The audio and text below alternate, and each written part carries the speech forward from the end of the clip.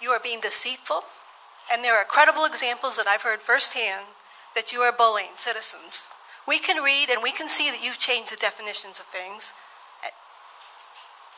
If you lie and you have to bully people, how good a plan is it? Recently, the city sent out an urgent registered letter to inform many of us our trees needed trimming. A registered letter. So we know you know how to contact us.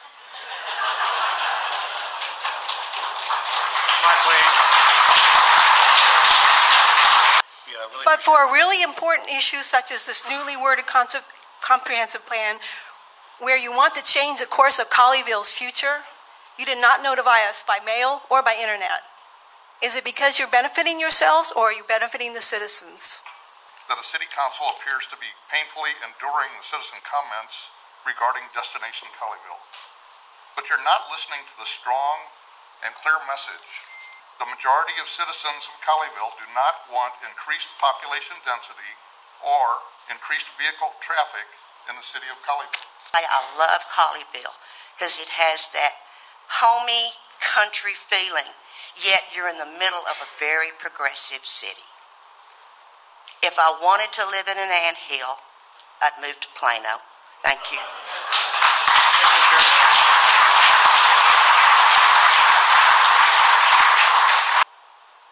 You have to understand that.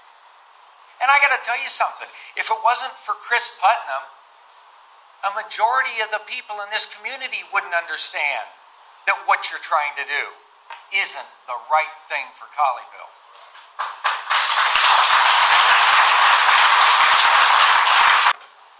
You published the final draft for review November 25th, 21 days ago. After 18 months of putting this together, and now you're calling for a vote on the document. And I think it's very obvious, and looking at the crowd in here this evening, a lot of people have expressed concern about this. 18 months in development in 21 days for review. It's just not making sense to me. It reminds me of Speaker Pelosi when she said you got to pass the bill to find out what's in it.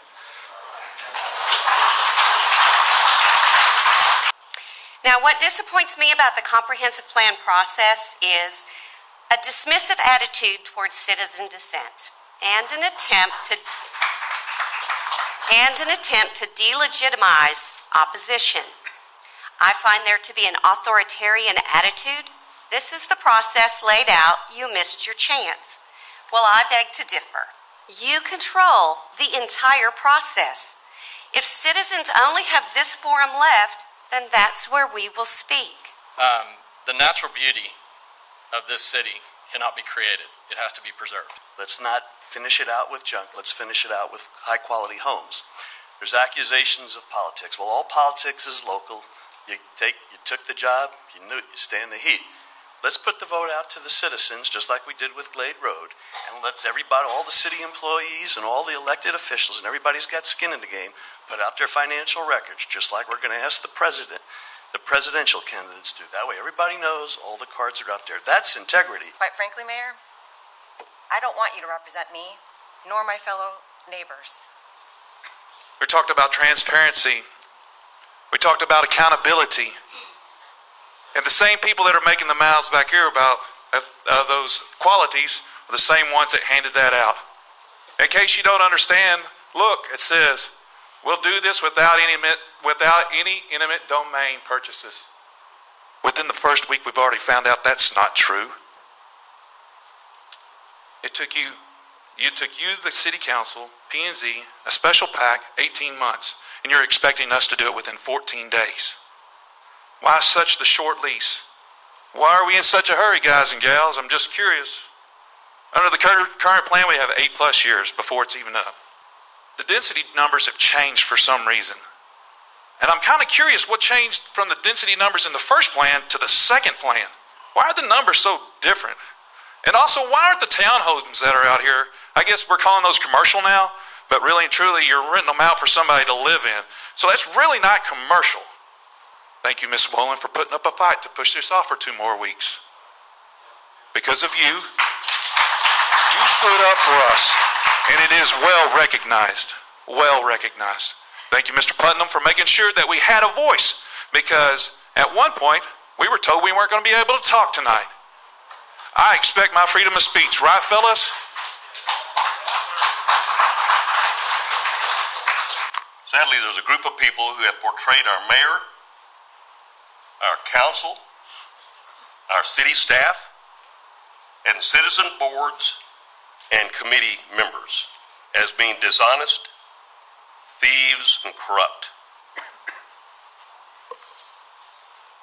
As if the city council and mayor and city staff were lining their own pockets. By the way, one of the critics of our mayor and our council and our staff, who puts out a little publication, actually voted for a more dense development, which is the development we're in, our city council, that our city hall and our libraries in. Since I've been on this esteemed body 15 years ago, I have risen exactly 3 times to speak to this council. One of the reasons, of course, is that you're the elected officials now, not I. Of course, the other reason is I have that little website called localnewsonly.com that I get a chance to express my views from time to time. But the purpose that I rise tonight is not to bury Caesar, so to speak, but it's to point out maybe the obvious. Folks, if you look at this audience, there is undoubtedly a crisis of confidence between this council and the citizens. The claims that were on the brochures about 31% increase in accidents was not true. As a matter of fact, in the chief's email, it said that the accidents in 2014 and 2012 were exactly the same. And as a matter of fact, there was not 31% increase, there was 13% increase. But you see, misrepresentations to get elected creates a crisis of confidence. We know now that claims that no trees will be taken down and no eminent domain on Glade Road is not true. Misleading voters and landowners contributes to a crisis of confidence.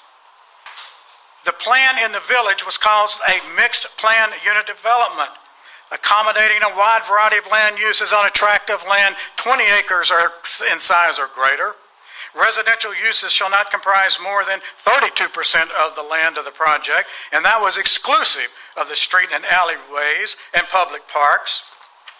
And then in 2006, after the certain mayor had taken over, the primary target of the development was to generate significant tax dollars, and the zoning request is bringing to life the original concern that the development would be only attractive as residential. In that case, the original $7.5 million of TIF money would have never been given. Folks, I don't know about you, but that's not the vision that I had for Colleyville. Thank you, sir. The numbers are a snapshot in time, in fact, because they changed 3 weeks ago materially. They all decreased 20% or more based on a new, broader interpretation. And so again, this is why it's imperative that this council, not staff, not consultants, agrees on a density standard for our community, how we measure density, because this is a policy document, it will impact policy, and by arbitrarily changing the numbers to make them cosmetically or optically more appealing, we are promoting confusion and obfuscation. Well, let me read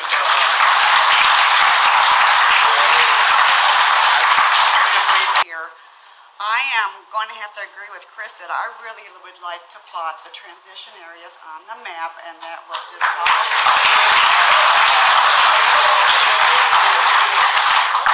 That's just...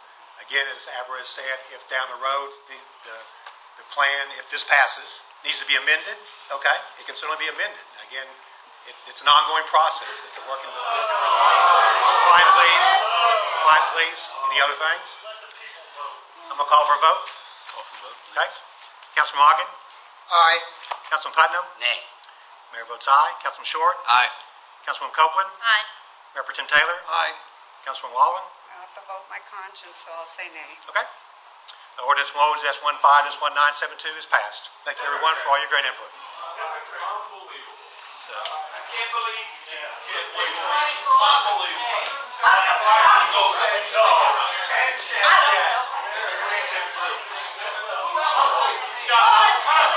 Quiet, please.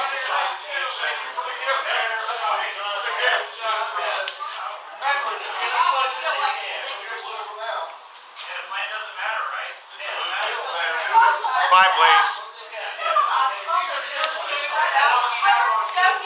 Five, please.